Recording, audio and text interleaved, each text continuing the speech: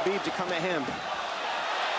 This position is called crackdown, and understanding how to escape from it will be critical for Silva to beat Bryce Mitchell. Let's take a closer look. Bryce Mitchell initiates most of his takedowns like a snatch single, simply reaching out for the opponent's lead leg without his knees hitting the ground. Once he gets to the lead leg, he almost always has his head on the outside, either as a high crotch where he's controlling only the one leg, or as a double leg. And he mostly takes his opponents down to the same side as his head by driving his shoulder and chest down while circling his legs in the opposite direction. This is also known as running the pipe. The earliest and easiest way to defend these takedowns is with a simple down block, as shown very well by Ilia Topuria.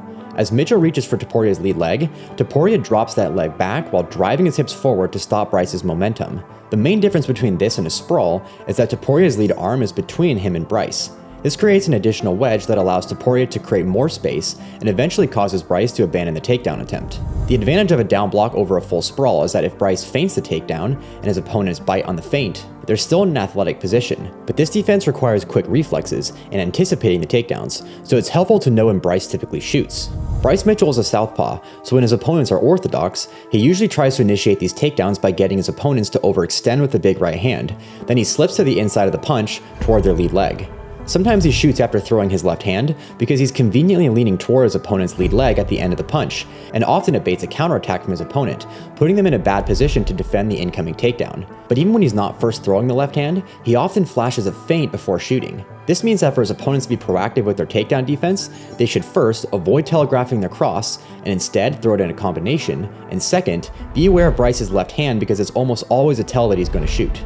But it's unrealistic to execute this early defense every time against a great wrestler, and this is where we go back to that sequence between McGregor and Khabib. Because Bryce takes his opponents down toward the same side as his head, he often ends up in this crackdown position once they hit the mat. But what can his opponent do to escape this position and end up on top?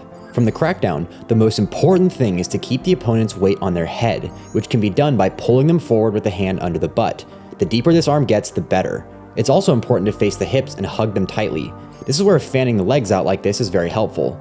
Bryce likes to finish these takedowns by first lacing the legs, but this isn't necessarily a problem, and it can even be used against him. The first option to reverse this position is a crotch lift. First, you need to lock the hands under the butt, also known as a crotch lock, and this is where having this arm deep is very helpful. Then pull the opponent up to your chest, and from here, post with this far arm and use the arm in the crotch to pull the opponent over your leg. If the opponent keeps a hold of this leg, you can simply roll over the top. But if he lets go, things get very interesting, as we saw in a fight between Huzimar Palhares and Alan Belcher, which also started from the crackdown.